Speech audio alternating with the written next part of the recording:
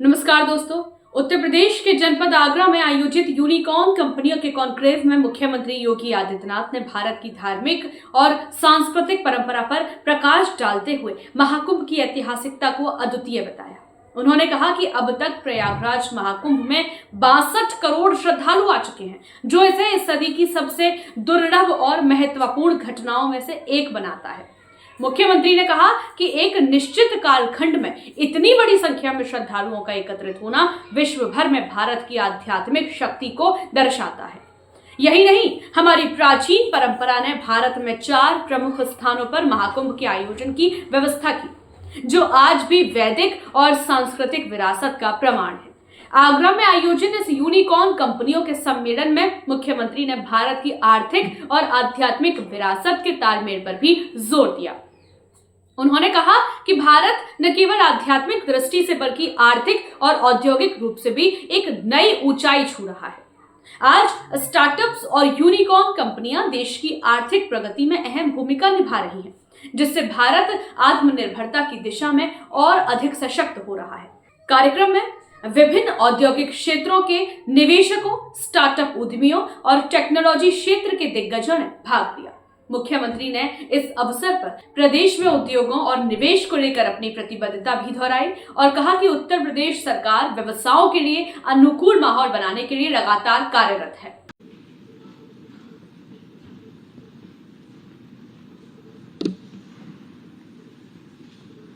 Unicorn startup conclave में देश भर से उपस्थित इस क्षेत्र से जुड़े थे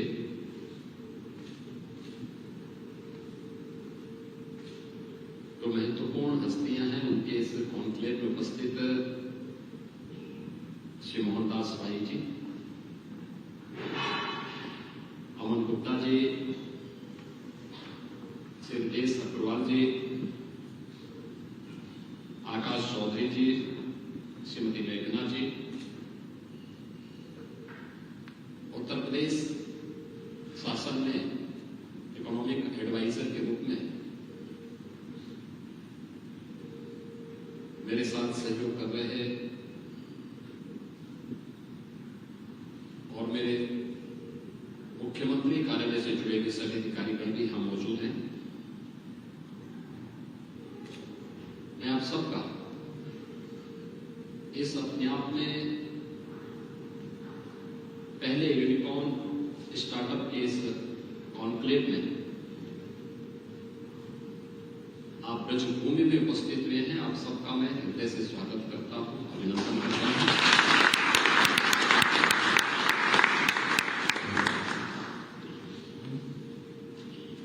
मैं इसे स्टार्टअप की दुनिया का यूनिकॉर्न महाकुंभ भी कह सकता है,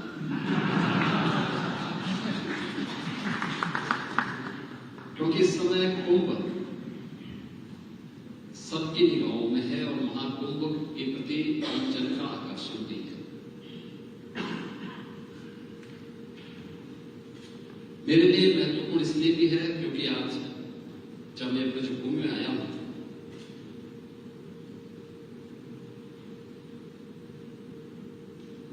इसके पीछे इसका अपना एक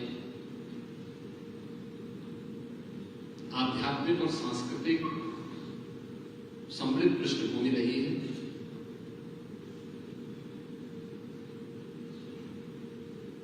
और लंबे कालखंड से इसने भारत की सभ्यता और संस्कृति को प्रभावित किया है।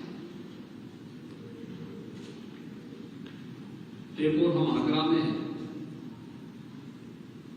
और दूसरी ओर मुझे कल ही प्रयागराज से आने का अवसर प्राप्त हुआ। आज पुनः इस कॉन्क्लेव के बाद मुझे पुनः प्रयागराज पहुंचना है। प्रयागराज महाकुंभ में अब तक 62 करोड़ श्रद्धालु आ चुके हैं।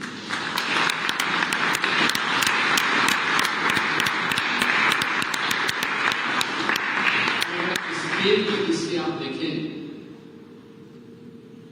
तो मुझे लगता है कि दुनिया के अंदर किसी भी आयोजन में आध्यात्मिक हो या किसी भी अन्य टूरिज्म के पर्पज से ही क्यों न हो, उस कार्यक्रम में, उस समारोह में इतनी बड़ी संख्या में एक निश्चित कालखंड के दौरान लोगों का जमा होना और उस आयोजन के प्रति श्रद्धा भाव के साथ एकजुट होना, यह अपने आप में इस सदी की दुर्लभतम घटनाओं में से, और वह भी उत्तर प्रदेश में हमारी सरकार को आयोजित करने का अवसर प्राप्त हो रहा है। तो एक और प्रयागराज की धरती में जब हम कुंभ की बात करते हैं तो महाकुंभ या कुंभ का इतिहास हमें इस बात को सोचने के लिए मजबूर करता है कि भारत की ऋषि परंपरा में भारत के अंदर 4 महत्वपूर्ण स्थानों पर इन आयोजनों को प्राचीन काल से ही आयोजित करने की एक व्यवस्था दी है, जिसमें उत्तर प्रदेश के प्रयागराज में, उत्तराखंड के हरिद्वार में, मध्य प्रदेश के उज्जैन में और महाराष्ट्र के नासिक त्र्यंबकेश्वर में ये 4 पवित्र आयोजन होते हैं। भारत की ऋषि परंपरा इस बात को के बारे में बहुत पहले से ही उनके मन में ये बात जरूर रही होगी कि एक समय ऐसा भी आएगा जब व्यक्ति अपनी परंपरा और अपनी संस्कृति से कुछ कटा हुआ महसूस करेगा, तो उन स्थितियों में उन्हें जोड़ने का एक माध्यम बनेगा। और उन्होंने इन सभी आयोजनों को एक धार्मिक और आध्यात्मिक आयोजन के साथ जोड़ा। ये धार्मिक और आध्यात्मिक आयोजन तो थे ही, क्योंकि भारत प्राचीन काल से गुरुकुलों की परंपरा के साथ जुड़ा हुआ था। आपने इस बात को देखा होगा, इस बात को महसूस करते होंगे कि प्रभु श्री राम जब दंडकारण्य में जाते हैं, 14 वर्ष का उन्हें वनवास होता है, वे चित्रकूट में जाते हैं। चित्रकूट में 14 वर्ष में से 12 वर्ष उन्होंने व्यतीत किए, लेकिन उनकी समझ में नहीं आया कि मेरे वनवास का उद्देश्य क्या था। वनवास का उद्देश्य क्या है, यह समझने के लिए वे महसूस किए कि मैंने तो 14 वर्ष में से 12 वर्ष का समय तो ऐसे व्यतीत कर दिया, लेकिन उद्देश्य है क्या? तो उन्होंने कहा नहीं, उद्देश्य छुपा हुआ है। वो कहां है? वो दंडकारण्य में। दंडकारण्य की जब बात हुई तो उनके सामने दोनों बातें सामने आई। एक कि ऋषि मुनि यहां तपस्या कर रहे हैं, लेकिन साथ साथ राक्षस भी उनका वध कर रहे हैं। यहां जनजीवन अस्त व्यस्त है। अस्त व्यस्त होने के पीछे के कारणों को जब उन्होंने ढूंढा तो उन्होंने पाया कि भारत की ज्ञान की परंपरा के प्रति दुराग्रह रखने वाले जो राक्षसी प्रवृत्ति है वह उन्हें बाधित करती है। और यह दृश्य उनके सामने तब भी आया था जब बक्सर में महर्षि विश्वामित्र के एक विशिष्ट यज्ञ के आयोजन में मारी, सुबाऊ और ताड़का जैसे राक्षस विघ्न बाधा पैदा करके उस आयोजन को बाधित कर गए। दंडकारण्य केवल एक ऋषि भूमि नहीं है, भारत की आध्यात्मिक और ज्ञान की परंपरा का प्रवाह भी है। और जैसे ही भगवान राम ने वहां प्रवेश किया तो संघर्ष प्रारंभ हो गया। आप मुझे बताइए कि अगर भगवान राम इन 14 वर्षों को चित्रकूट में ही व्यतीत करते हुए वापस आ गए होते तो अयोध्या के राजकुमार बन जाते, राजा बन जाते, इसमें कोई संदेह नहीं। लेकिन लोग पूज्य नहीं बन पाते। लोग पूज्य वे तब बने जब उन्होंने उत्तर से दक्षिण तक भारत की ज्ञान की परंपरा को निर्बाध रूप से आगे बढ़ने का एक अवसर दिया।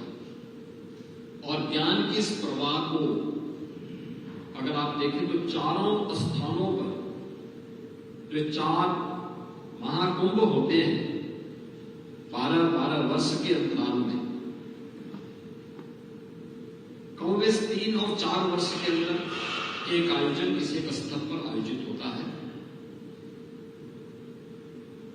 ये वास्तव में भारत की चिंतन परंपरा को आगे बढ़ाने के ही आयोजन है।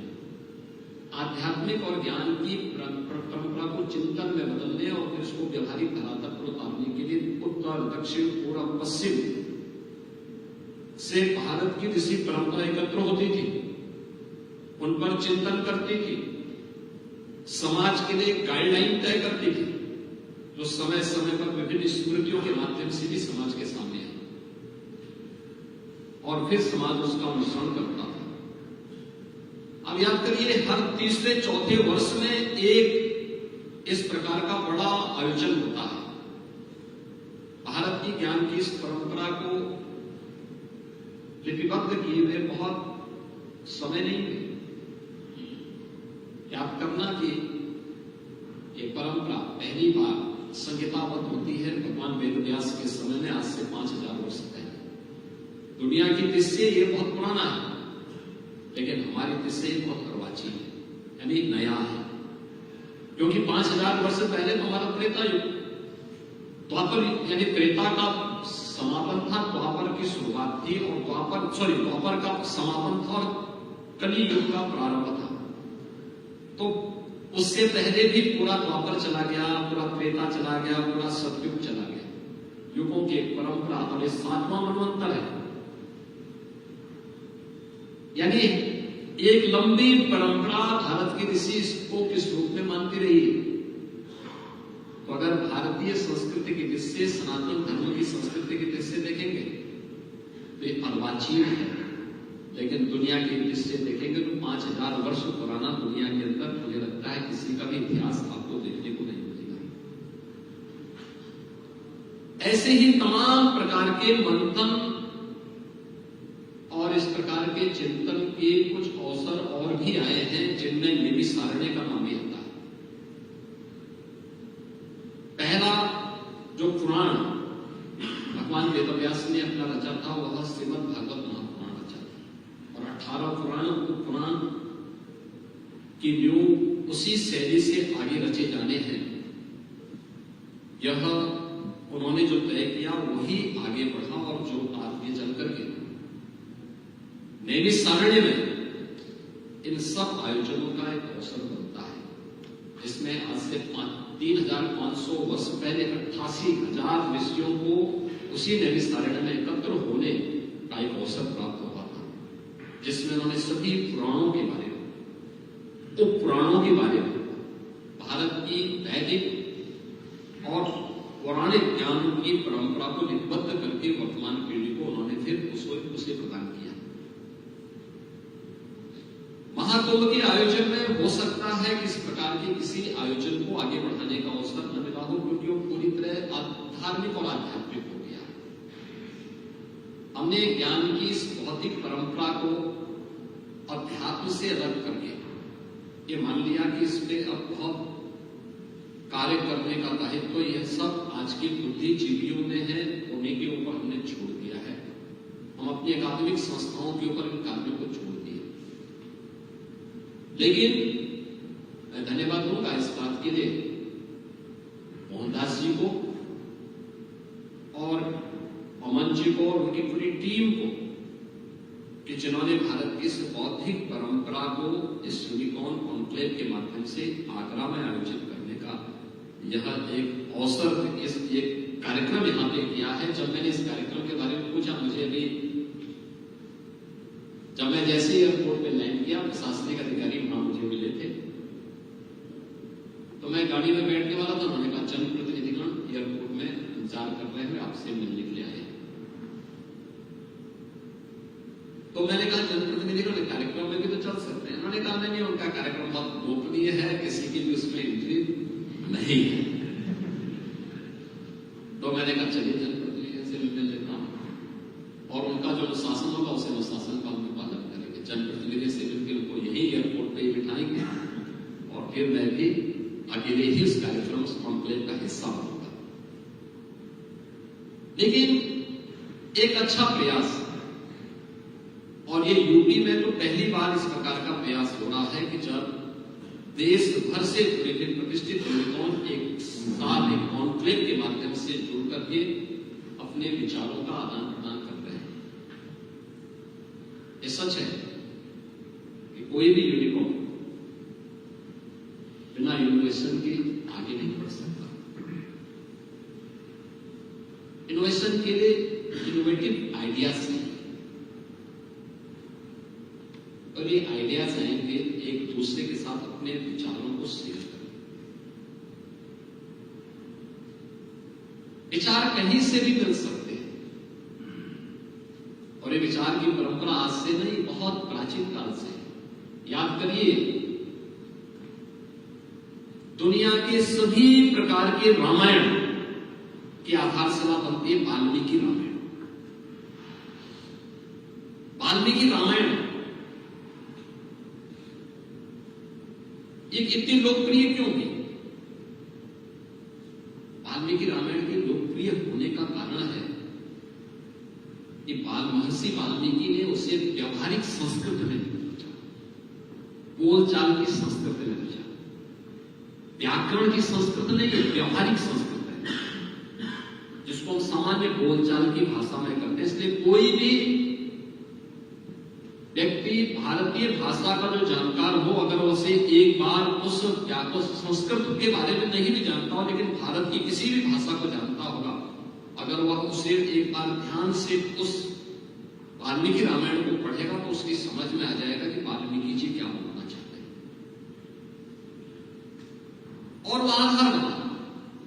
महर्षि वाल्मीकि के मन में एक श्लोक फूट रहा था। उन्होंने कहा मैं लिखूं किसके बारे में, ये समझ में नहीं आ रहा। वे नारद जी के पास गए। उन्होंने कहा मेरे मन में एक श्लोक आ रहा है, लेकिन मैं उस श्लोक को एक ग्रंथ के रूप में रचूं तो किसको रचूं? तो नारद जी ने कहते हैं कि इस प्रकार का पुरुष तो एक ही है, जो परम पुरुष है, और वह श्री राम है। उनको आधार बना करके आप इस ग्रंथ की रचना करें। आप मुझे बताइए कि अगर विचारों का आदान प्रदान नहीं होता तो क्या रामायण जैसा ग्रंथ हमारे सामने आ पाया होता? नहीं आ पाता। और मुझे लगता है कि आप लोगों का यहाँ पर एक दूसरे के साथ विचारों का शेयर करना, यहाँ किसी एक नई रामायण की रचना का आधारशिला भी बनने जा रहा है।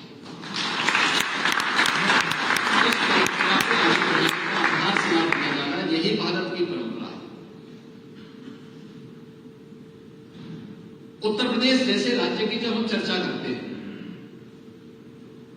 मैं धन्यवाद दूंगा मोहन दास जी को भी, नचिकेता जी को भी, और उनकी पूरी टीम को। उत्तर प्रदेश सरकार के साथ इन लोगों का इंटरेक्शन पिछले काफी दिनों से चल रहा है। लगातार ये लोग अपना उत्तर प्रदेश सरकार को अपने विचारों से भी अवगत कराते हैं।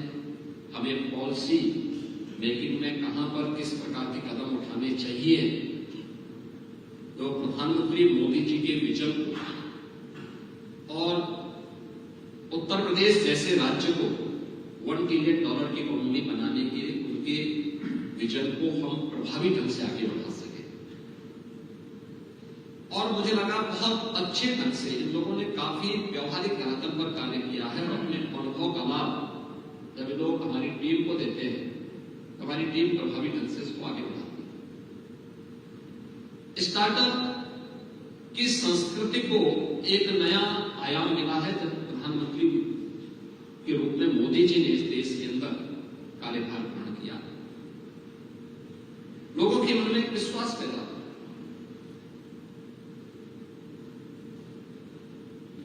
सिस्टम पहले भी था, लेकिन लोगों के मन में सिस्टम के प्रति विश्वास नहीं था, क्योंकि स्वयं के प्रति जब विश्वास नहीं है तो सिस्टम के प्रति कैसे विश्वास होगा। और यही स्थिति दुर्भाग्य से देश के अंदर 2014 के पहले बनी हुई थी। लोग एक दूसरे पे विश्वास नहीं करते थे, स्वयं पे विश्वास नहीं करते थे, देश के सिस्टम पे उनका विश्वास उड़ सा चुका था। और उस समय उन्होंने startup India, stand up India और मेड इन इंडिया की एक नई भावना को आगे बढ़ाया। आज आप देखते होंगे देश के अंदर इस दिशा में बहुत अच्छे कदम उठाए गए। भारत सरकार ने इस दिशा में नए क्रांतिकारी कदम उठाए और उन्होंने इस मुद्दे पर हमेशा युवाओं को उत्साहित यानी प्रोत्साहित किया। और मुझे लगता है आप में से बहुत सारे युवा तो ऐसे होंगे जिन्होंने स्टार्टअप इंडिया से बहुत कुछ सीखा होगा, जाना होगा, स्टैंड अप इंडिया से बहुत कुछ सीखा होगा। और उस जो उन्होंने उस समय बात कही थी युवाओं के बारे में कि हमारा युवा अब जॉब सीकर नहीं बल्कि जॉब क्रिएटर बनेगा और स्टार्टअप इंडिया इसका आधार बनेगा। और स्टार्टअप इंडिया देखते ही देखते पूरे देश ही नहीं दुनिया के अंदर छापा लगाएंगे। आज हमारे पास पूरे देश के अंदर अनेक यूनिकॉर्न है। उत्तर प्रदेश ने जो कदम उठाए हैं आदरणीय प्रधानमंत्री जी के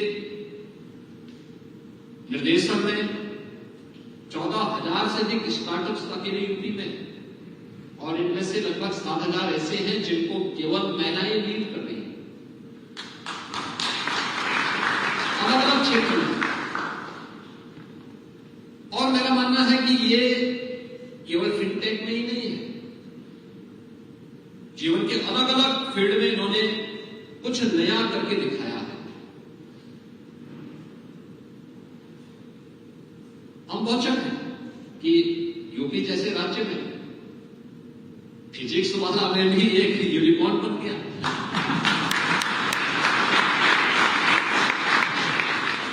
जब मेरी 3 साल पहले इनसे मुलाकात हुई तो मैंने पूछा, मैंने कहा क्या है, तो मुझे बहुत अच्छा उनका आइडिया लगा। इन्होंने इस फील्ड में ही काम किया। ऐसा नहीं कि पहले अवसर नहीं थे, अवसर पहले भी थे, लेकिन देखते ही देखते यूपी के प्रतियोगी छात्रों ने और स्कूली छात्रों ने उसको हाथों हाथ लिया। आज यदि आप विश्वास नहीं करेंगे कि उन जनपदों में जहां के बारे में हम लोग ये मानते थे कि वहां टेक्नोलॉजी के बारे में लोग क्या जानते हैं, वहां पर भी फिजिक्स वाला पहुंचा हुआ है। उन दूर दराज के जनपदों में ये चीजें बताती हैं कि इनोवेटिव आइडियाज के साथ साथ टेक्नोलॉजी जब उसके साथ जुड़ती है तो वह कैसे छाता हुआ दिखाई देता है। या उत्तर प्रदेश में जो कार्य हुए हैं उनके माध्यम से आप देख सकते हैं, और उसका सबसे अच्छा उदाहरण मैं आपको महाकुंभ का ही बता सकता हूं। प्रधानमंत्री जी ने मुझे इस बारे में कहा था कि कुंभ को डिजिटल कुंभ के साथ बता जोड़ो। आप सोचिए, डिजिटल कुंभ के माध्यम से हम लोगों ने अब तक 28,000 से अधिक लोगों को डिजिटल खोया पाया वाले केंद्र के माध्यम से उनके घर वालों से मिलवाने का काम किया। 28,000। अनुमान करिए, जिनके बारे में कांग्रेस अध्यक्ष कहते हैं कि साहब महाकुंभ में हजारों लोग मारे गए, हजारों मारे नहीं गए। डिजिटल खोया पाया केंद्र उनके चूंकि उनकी दृष्टि नेगेटिव है, इसलिए वह ये मानते हैं कि वे नहीं है, लेकिन वे हैं और अपने परिवार वालों से मिल रहे हैं। आप अनुमान करिए 28,000 लोग ऐसे हैं जिनको मिला दिया गया।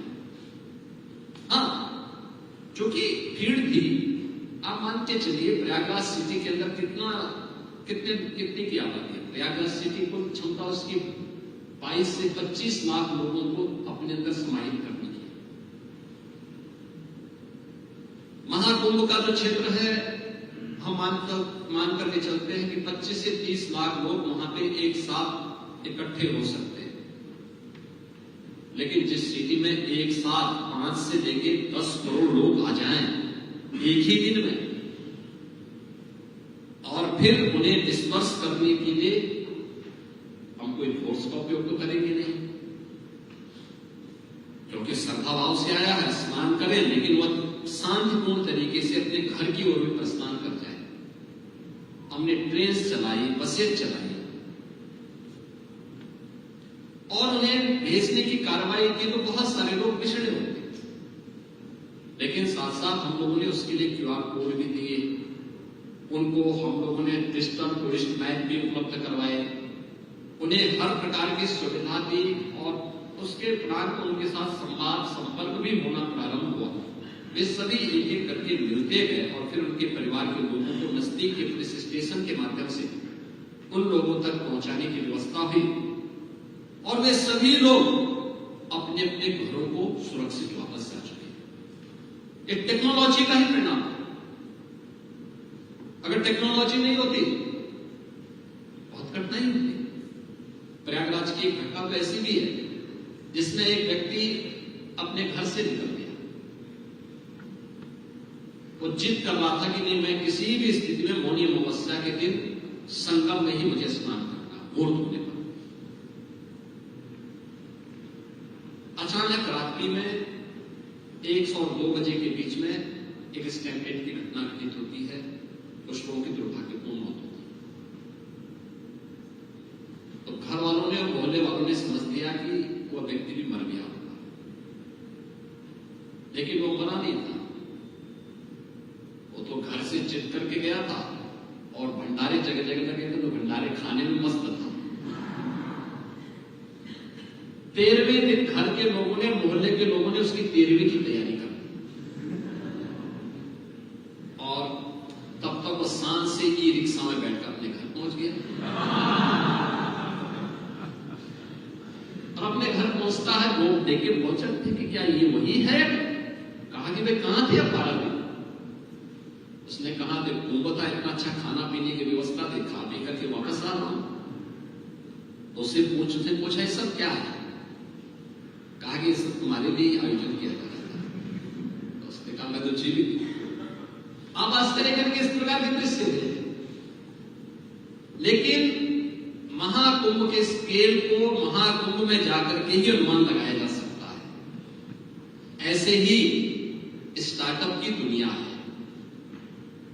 एक विचारों का आदान प्रदान आपका बहुत महत्वपूर्ण है। और यूपी जैसे राज्य की दृष्टि अगर आपको मैं बताऊं, अभी ई व्हीकल के बारे में चर्चा हो रही थी, मोहनदास जी कह रहे थे, और मैं आपको बताना चाहूंगा उत्तर प्रदेश में हम लोगों ने इलेक्ट्रिक बसेज अपने सभी 17 सिटीज में प्रारंभ की। पब्लिक का इतना पॉजिटिव रिस्पॉन्स है, अनुमान यानी उसका अनुमान नहीं लगाया जा सकता। एक बार उन लोगों से पूछे, मैंने जब गोरखपुर और अयोध्या में से लॉन्च किया तो मैंने लोगों से पूछना प्रारंभ किया। तो अयोध्या से तो लोगों का उतना इंटरेक्शन नहीं था, मैं जाता था कुछ लोगों से मिलने क्या जाता, लेकिन गोरखपुर मेरा संसदीय क्षेत्र रहा है, मैं वहीं से MLA भी हूं। तो वहां के लोग साहब इसको जो सिटी के अंदर मत करिए, सिटी से दूर भी लेके जाइए। पहले मैंने 5 बसेज वहां रखी, फिर उसे 15 की गई, फिर 25 की गई, फिर 40 की गई और उसकी डिमांड बढ़ती गई। यानी सिटी से 25-30 किलोमीटर की दूरी पर के रेडियस में सभी महत्वपूर्ण कस्बों से होकर के वह गोरखपुर आ रही है और बहुत सफलतापूर्वक संचालित हो रही है। मैंने उत्तर प्रदेश परिवहन विभाग को भी कहा, मैंने कहा ये काम करो कि प्रदेश के अंदर हर गांव को इलेक्ट्रिक व्हीकल से जोड़ने की कार्रवाई करो, इलेक्ट्रिक बस सेवा से जोड़ने का काम, क्योंकि अब तो उसका बैकअप भी अच्छा है, 300 किलोमीटर का वह दूरी तय कर लेती है। और हम लोगों ने इसके लिए पॉलिसी भी बनाई है।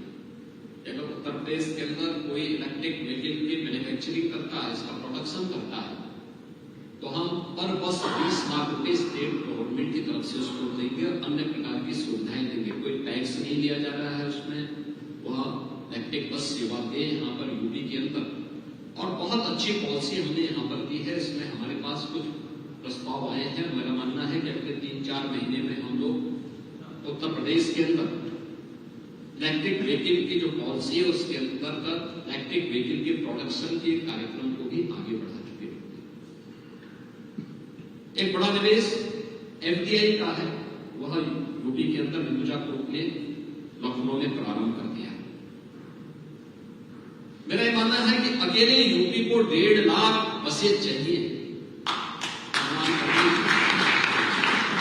और जो भी आएगा उसके सामने एक खुला मार्केट है। देश के अंदर सबसे अधिक इलेक्ट्रिक व्हीकल वर्तमान में यूपी के पास है। और कितनी डिमांड है, कितने जॉब दे रहा है, एक नई संभावना उसमें बन सकती है। एग्रीकल्चर के क्षेत्र में एग्रीटेक के मामले में हम लोग कार्य कर रहे हैं। हमने इसके लिए 4,000 करोड़ रुपए का अपना एक फंड भी क्रिएट किया है। और मेरा यह मानना है कि उत्तर प्रदेश के अंदर, उत्तर प्रदेश वर्तमान में खाद्यान्न उत्पादन में देश में नंबर 1 पर है, गन्ना उत्पादन में नंबर 1 पर है, शुगर उत्पादन में नंबर 1 पर है, इथेनॉल उत्पादन में भी नंबर 1 पर है। मेरा यह मानना है जितना वर्तमान में हम उत्पादन कर रहे हैं उत्तर प्रदेश की धरती में, इससे 3 गुना अधिक उत्पादन करने की सामर्थ्य है, क्योंकि सबसे फर्टाइल लैंड हमारे पास है, सबसे अच्छा जल संसाधन हमारे पास है, अच्छी कनेक्टिविटी है, अच्छा मार्केट भी है। हम थोड़ा भी उसको और प्रोत्साहित कर सके। यानी यह स्थिति तब है जब अभी हमारे सभी किसानों को अच्छा बीज मिलने में कठिनाई होती है, मार्केट की कठिनाई होती है, एफपीओज उस मजबूती के साथ अभी कार्य करना प्रारंभ नहीं कर पाए, वेयर हाउस की कमी है। ये सभी चीजें अगर वहां पर उनको उपलब्ध करा दिया जाए और फूड प्रोसेसिंग के साथ और एक्सपोर्ट के साथ हम जोड़ दें, ये क्षमता वर्तमान क्षमता से 3 गुना अधिक बढ़ सकती है। और ये सामर्थ्य हम लोगों ने स्वयं भी देखी है। मैं आपको एक छोटा सा उदाहरण बताता हूं। मुझे गोरखपुर में खेती भी देखनी पड़ती है, क्योंकि मैं मंदिर में भंडारा चलाता हूं। भोजन सबको फ्री मिले, लोग आते हैं, बड़ी संख्या में आते हैं, 5,000, 7,000, 10,000 लोग वहां के भंडारे में भोजन पाते हैं। लेकिन ये मार्केट से कम मंदिर की खेती से सारा सामग्री आती है। तो जब तक मैं मेंबर ऑफ पार्लियामेंट था तब तक कुछ समय निकाल पाता था, चीफ मिनिस्टर बनने के बाद समय नहीं निकाल पाता। खेती का प्रोडक्शन काफी नीचे आ गया, मैंने स्वयं ध्यान देना प्रारंभ किया। 3 वर्ष पहले गन्ना जो वहां पे उत्पादन हो रहा था वह लगभग यानी 2020 तक वह घट करके 6,000 कुंटल आ गया। मैं उसके बाद पीछे पड़ा, मैंने कभी नहीं, बीज क्या है, कब बोया जा रहा है, कब सिंचाई हो रही है, कब उसमें मिट्टी चल रही है, इनको मैंने यहीं से देखना प्रारंभ किया और लखनऊ से बैठ करके बातचीत करके लोगों को करना शुरू किया। परिणाम क्या है? इस बार में जब पूछ रहा था, आज सुबह ही जब रिपोर्ट लेता था तो मुझे बताया गया सब 18,000 कुंतल गन्ना वहां पे लगा। मैंने बताया ना कि 3 गुना अधिक सामर्थ्य यहाँ की खेती लगती है। वर्तमान में जितना प्रोडक्शन हो रहा है उससे 3 गुना आसानी से ले सकते हैं। और एग्रीकल्चर के फील्ड में ये है, एजुकेशन में फिजिक्स वाला आपके सामने एक उदाहरण है, मेडिकल के फील्ड में मैं लगातार कह रहा हूं 1 डिस्ट्रिक्ट 1 मेडिकल कॉलेज की दिशा में हम आगे बढ़ चुके हैं। लगभग अब हमारे 6 जिले ऐसे बचे हैं जहां कोई मेडिकल कॉलेज नहीं है, जिसके लिए हमने नई पॉलिसी लेकर के आए। लेकिन ग्रामीण क्षेत्र में हमारे पास बीएससी है, सीएससी भी हैं, एक्सपर्ट डॉक्टर की कमी है। हमने जिलाधिकारियों को इस बारे में कहा है कि भाई आप वॉक इन इंटरव्यू के माध्यम से उनको सिलेक्शन करके नियुक्ति पत्र जारी करें, लेकिन तब भी लोग आते हैं, इंटरव्यू भी देते हैं, सिलेक्शन भी होता है, ज्वाइन भी करते हैं, लेकिन नौकरी के लिए गांव में नहीं जाना चाहते। मैंने बहुत बार कहा, मैंने कहा टेली कंसल्टेशन सुविधा बनाना, यह अपने आप में एक बहुत बड़ा कार्य हो सकता है। अगर वर्चुअली कोचिंग क्लासेस चल सकती हैं तो टेली कंसल्टेशन के माध्यम से भी हम ये सुविधा मेडिकल के फील्ड में भी दे सकते हैं और बहुत अच्छा दे सकते हैं, बहुत अच्छा दे सकते हैं। उसका मैं एक एग्जाम्पल आपको देता हूं। कोरोना काल में जब कोविड-19 की महामारी आई थी, कोविड-19 की महामारी के दौरान प्रधानमंत्री जी का आया कि भाई हर जिले में आईसीयू के बेड्स होने चाहिए। देखिए फर्स्ट पेज में उन्होंने बताया, बहुत दूरदर्शिता के उन्होंने इस बारे में कहा, उन्होंने कहा हर जिले में होने चाहिए। दूसरा उन्होंने मुझसे कहा कि कोविड टेस्ट की लैब्स आप बढ़ाइए। मैं बताऊं कि जब कोविड की जांच प्रारंभ हुई तो हमारे पास कोविड जांच के लिए केवल 100 टेस्ट हम करने की सामर्थ्य थी एजीएम में।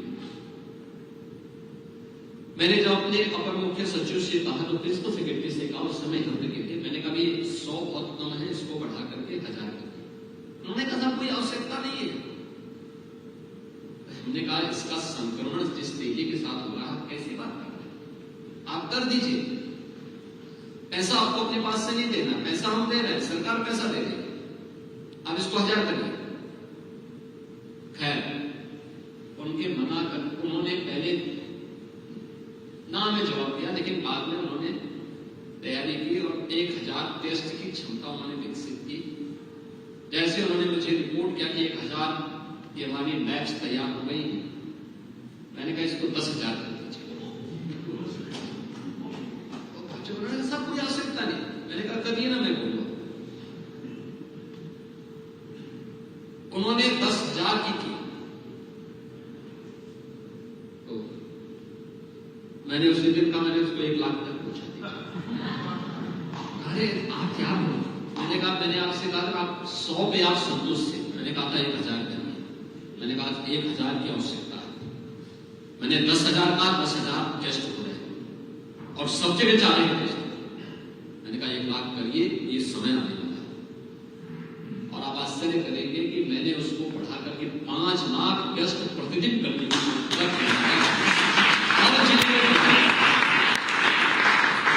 समय से अगर हम कदम नहीं उठाते, क्या कोविड महामारी में बेहतरीन प्रबंधन दे पाते? नहीं दे।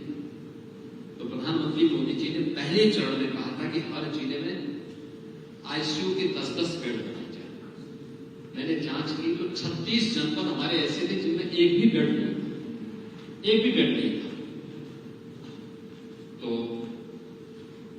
मकरसाई से जैसे जवाब आता, उन्होंने कहा साहब इसकी आवश्यकता क्या है?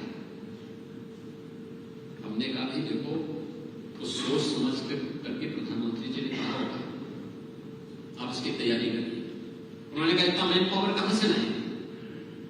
मैंने कहा एनेस्थेटिक तो हर जिले में 1-2 तो होंगे, उनको बुलाओ,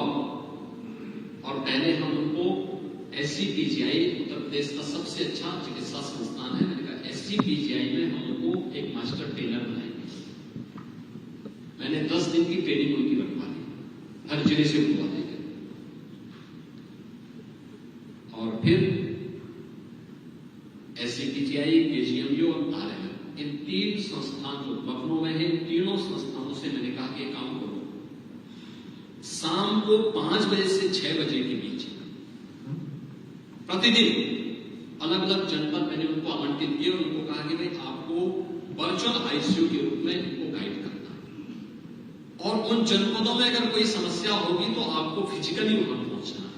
आपको जो चाहिए, आपको स्टेट प्लेन चाहिए, स्टेट प्लेन मिलेगा, आपको हेलीकॉप्टर की सुविधा चाहिए, हेलीकॉप्टर मिलेगा, जो चाहिए आपको मैं सुविधा दूंगा, लेकिन वहां फिजिकली भी जाना पड़ेगा। और आश्चर्य करेंगे कि हम लोगों ने वर्चुअल ICU कोविड-19 के दौरान प्रदेश के सभी 75 जनपदों में संचालित किए, सभी 75 जनपदों। और मेरा मानना है कि आप मेडिकल के फील्ड में टेली कंसल्टेशन हम दूर दराज के गांव में बेहतरीन तरीके से नहीं दे सकते, दे सकते। अब तो उस प्रकार के ATM भी आ गए, वे भी सुविधा दे रहे हैं, हम उस फील्ड में भी कर सकते हैं, कार्य कर सकते हैं। तो जीवन के अलग अलग क्षेत्र में हम इन कार्यक्रमों को आगे बढ़ा सकते हैं। उत्तर प्रदेश में एक अन्य कार्य हम लोगों ने किया था, जो मैं आपको एग्जाम्पल दूं, ये भी कोविड-19 के दौरान किया था। वह था बैंकिंग कॉरेस्पॉन्डेंट सखी का, BC सखी।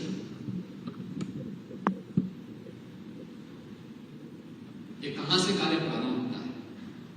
हुआ क्या कि उत्तर प्रदेश पहला राज्य था जिसने उस दौरान कामगार और श्रमिकों को भत्ता देने की कार्रवाई को आगे बढ़ाया, क्योंकि हमें मालूम था लॉकडाउन होगा। तो लॉकडाउन के दौरान जो प्रतिदिन कमाने वाले लोग हैं, इन लोगों को सबसे अधिक कठिनाई होती है। ये लोग प्रतिदिन कमा सके, यह संभव नहीं है। और उसी दौरान आपने देखा होगा दिल्ली से कितने बड़े पैमाने पे और अन्य महानगरों से कितने बड़े पैमाने पर लोगों ने पलायन किया। जब पलायन की बहुत बड़ी संख्या होने लग गई और वह पलायन उत्तर प्रदेश की तरफ था, मेरे पास उत्तर प्रदेश परिवहन निगम के पास 14,000 बसेज का बेड़ा था। तो मैंने सभी से कहा कि भाई आप लोग तैयार हो जाइए। इन्होंने कहा क्या करना है? मैंने कहा भाई आप मास्क लीजिए, सैनिटाइजर लीजिए, आपको और भी कुछ चाहिए तो आप बताइए, आपको जितनी मजदूरी चाहिए, जितना आपको पैसा चाहिए ये भी बताइए, लेकिन आपको इन लोगों को उठा करके हर जनपद में लेके जाना है। और मैंने गाजियाबाद, गौतम बुद्ध नगर, बुलंदशहर, मेरठ, हापुड़, इन जनपदों में अलग अलग सेंटर बनाकर इन लोगों से कहा कि भाई आप लोग अलग अलग जनपद के लोगों को उन जनपदों तक पहुंचाने के लिए वाहनों का उपयोग करो। जो आता है उसको खाने के लिए भोजन मिले, पीने के लिए पानी मिले, और वाहन से उनको उन जनपदों तक पहुंचाना है। और प्रत्येक जनपद में हमने क्वारंटीन सेंटर बनाया। जब मैं इस कार्य को कर रहा था तो मुझे तमाम हमारे मुख्यमंत्रीगण मुझे कहते थे ये सब क्या करना है, ये सब बवाल अपने सिर में क्यों ले लिया आपने? मैंने कहा बवाल नहीं है, मेरी जिम्मेदारी है। उस बेचारी की नियत है क्या, हम उसको सड़क में मरते हुए नहीं छोड़ेंगे, अंतिम दम तक लड़ेंगे और उसके घर तक पहुंचाएंगे। प्रधानमंत्री जी ने अप्रिशिएट किया कि नहीं आप उठाइए, कोई बात नहीं। ये लॉकडाउन लोगों के लिए है, लोगों को बचाने के लिए है, और ये भी उनको बचाने का एक अभियान है। इनको सुरक्षित पहुंचाने में जो योगदान कर हो सकता है आप करिए, कोई दिक्कत नहीं। आपने देखा होगा बहुत सारे राज्यों ने मना कर दिया, लेकिन मैं उस दौरान 40 लाख यूपी के कामगार और श्रमिकों को तो उठाया ही था। बिहार, झारखंड, वेस्ट बंगाल, असम, उड़ीसा, यहां के भी जितने लोग आए थे सबको मैं ही उत्तर प्रदेश में उनको रखा था। लगभग 1 करोड़ से अधिक लोगों को उत्तर प्रदेश में अलग अलग जनपदों में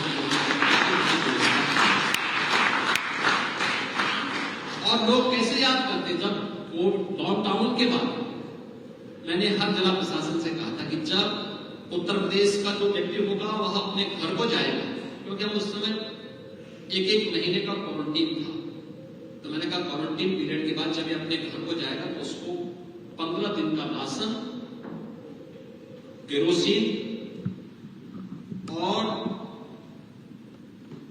एक भत्ता, कम से कम 2000 रुपए का भत्ता उसके घर गृहस्थी को चलाने के लिए उसको उपलब्ध करवा देना और उसके घर में उसको पहुंचाने की व्यवस्था।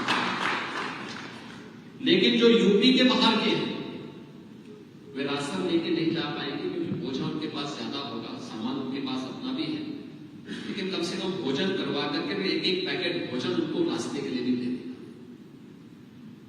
और पानी की बोतल भी देना।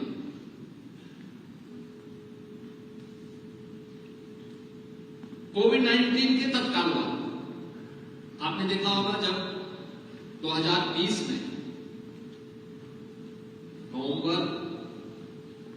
अक्टूबर-नवंबर में बिहार विधानसभा के चुनाव में मैं बिहार विधानसभा के चुनाव में गया था,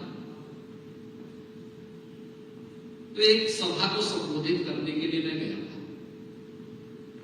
मैं सभा को संबोधित कर रहा हूं, तब तक पीछे से एक लड़का, एक आदमी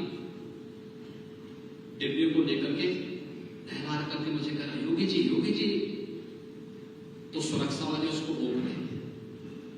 सुरक्षा वाले तो रोक रहे थे इस बात को लेकर, पता नहीं ये प्रदर्शन करने के लिए आया है, डिस्टर्बेंस करने के लिए आया है,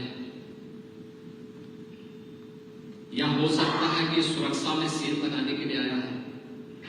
आप आश्चर्य करेंगे कि वो व्यक्ति, जब मैंने सुरक्षा वालों से मैंने कहा आने तो भाई, अकेले व्यक्ति काहे परेशान, फोर्स फिर भी रोक रहे थे।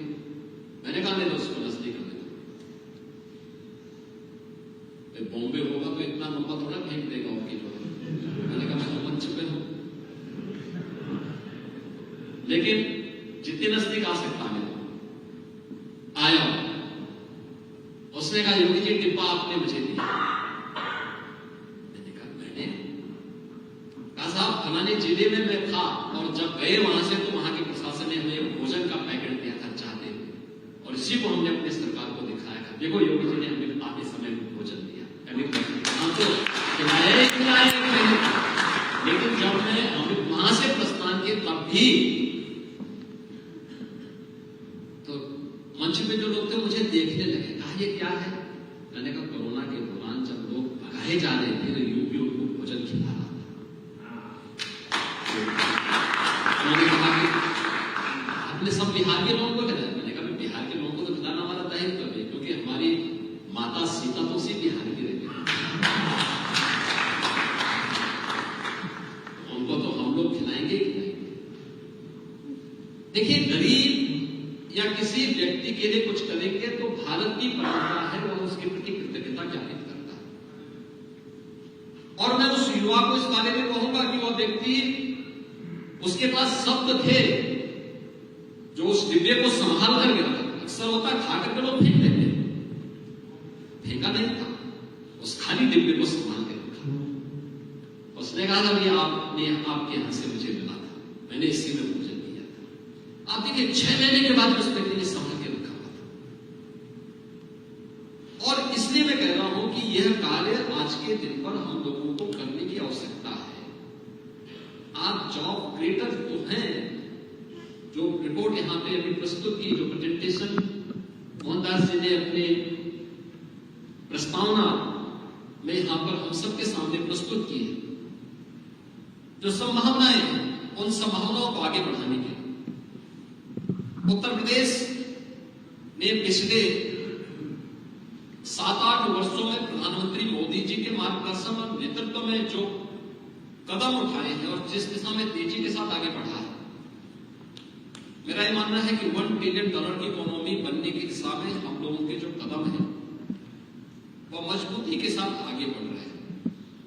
और हमारे एडवाइजर राजू साहब यहां पर मौजूद हैं, ये सभी लोग उसको बहुत नजदीक से देख रहे हैं, और आप सभी का भी इसमें हम लोग एक तो सहयोग लेने के आकांक्षी है कि इस दिशा में आपके सहयोग की आवश्यकता है। मेरा यह मानना है 2029 तक हम उत्तर प्रदेश की इकोनॉमी को $1 ट्रिलियन की इकोनॉमी और वे सभी आधार हम लोगों ने यूपी के अंदर तैयार कर दिए। अब केवल उसमें मजबूती के साथ डबल इंजन की गाड़ी को मजबूती के साथ आगे बढ़ा देना है और वह आगे बढ़ेगी, कोई कारण नहीं कि न हो सकता। अब तक के रिजल्ट बहुत अच्छे आए हैं और जो टारगेट तय किया था अलग अलग पैरामीटर पर, अलग अलग इंडिकेटर के, वह अपने टारगेट को अब तक अचीव किए। आगे भी मेरा यह मानना है कि हम उसको अचीव करने में और भी अच्छे ढंग से सफल होंगे और अकेले महाकुंभ ही 3.5 लाख करोड़ रुपए की हमें ग्रोथ देगा यूपी की।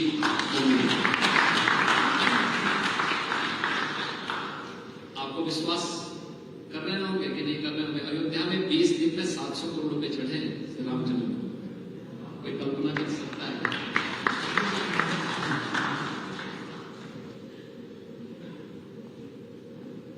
एक एग्जाम्पल मैं प्रयागराज का आपको दे रहा हूं। नवंबर में हमें एक प्रस्ताव मिला था प्रयागराज में। एक सज्जन ने कहा कि साहब मैं यहां 12 ज्योतिर्लिंगों का एक रेप्लिका तैयार करना चाहता हूं, हमें लैंड दे दीजिए। नगर निगम से कहा गया कि मैं देखो विचार करो। 2 शर्तें रखी गई। एक, रेप्लिका तैयार होगी तो प्रधानमंत्री जी जिस पर ध्यान देते हैं कि कोई भी, यानी जितना भी वेस्ट है, ये वेस्ट नहीं, वेस्ट को वेल्थ में बदलने की, तो ये शर्त हुआ कि मैं जितना भी रॉ मटेरियल स्टील का स्क्रैप जितना भी होगा, इससे रेप्लिका तैयार होनी चाहिए, इससे और प्लास्टिक से। सहमत था। दूसरी शर्त यह थी कि भाई भारत के मानचित्र पर, भारत के नक्शे पर, जो भारत का मैप है, इसमें 12 ज्योतिर्लिंग और 6 अन्य महत्वपूर्ण ज्योतिर्लिंग के जो भी कोऑर्डिनेट होंगे उसके हिसाब से ही उन्हें रखना पड़ेगा। उसने दोनों शर्तें स्वीकार की। जनवरी 1 वीक में उसने तैयार किया, 14 करोड़ रुपए उसने इन्वेस्ट किए। जनवरी 1 वीक में उसने तैयार किया। मैं गया, मैंने उसको उद्घाटन किया, मैंने देखा भी। उसने केवल रेप्लिका तैयार की और एक वीडियो, ऑडियो वीडियो के माध्यम से उसने उस ज्योतिर्लिंग के बारे में विस्तार से वहां पर प्रस्तुत किया। हर एक ज्योतिर्लिंग के पास उस ज्योतिर्लिंग के बारे में, महाकाल के बारे में, काशी विश्वनाथ के बारे में, केदारपुरी के बारे में, सब लिख के 5 फरवरी को प्रधानमंत्री मोदी जी आए। संजोग से उसके 2 दिन पहले भी मैं प्रयागराज में था, तो मैंने पूछा वहां पे, मैंने कहा क्या रिजल्ट है उसका शिवालिक पार्क का? उसका नाम शिवालिक पार्क है। 10 जनवरी से 31 जनवरी के बीच 21 दिन उसका जो प्रॉफिट था वो 200 गुना था। यानी 14 करोड़ तो अपना कमा ही लिया, 14 करोड़ की कमाई नगर निगम को भी दे दी।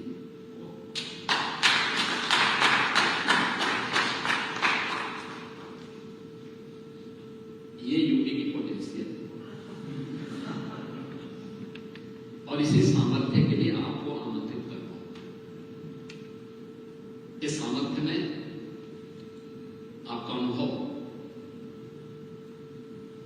आपका इनोवेशन यूपी को देश की ग्रोथ इंजन के रूप में स्थापित करने में मदद कर सकता है। और मुझे बहुत अच्छा लगा कि आपने अलग अलग फील्ड में जो देश को एक नई दिशा देने का काम किया, खासतौर पर यूथ को। आपका जो यूनिकॉर्न है अलग अलग फील्ड से जुड़ा हुआ है और लोगों को, और खासतौर पर हमारी यूथ को, उसकी एक नई प्रेरणा है इसके लिए।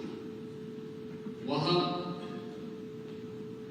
देश के लिए और जीवन के प्रत्येक क्षेत्र के लिए एक बहुत बड़ी उपलब्धि हो सकती है, बहुत बड़ी उपलब्धि हो सकती है। और प्रयास होना चाहिए, ऐसा नहीं कि केवल यूथ ही। देखिए हमारे पास एक तलेनी मिल्क प्रोड्यूसर है बुंदेलखंड। 2019 में 5 महिलाएं आई थी मेरे बुंदेलखंड दौरे के दौरान आई थी मेरे पास। उन्होंने कहा साहब जो है हमें नौकरी दे दीजिए। मैंने कहा मैं कौन क्लास तक पढ़ी है? तो किसी ने कहा 5वीं पास है, किसी ने कहा 8वीं पास है। तो मैंने कहा मैं कौन सी नौकरी करना है? खैर हमने एक प्रिंसिपल सेक्रेटरी से कहा, वहां के एडमिनिस्ट्रेशन से कहा कि भाई इस पे काम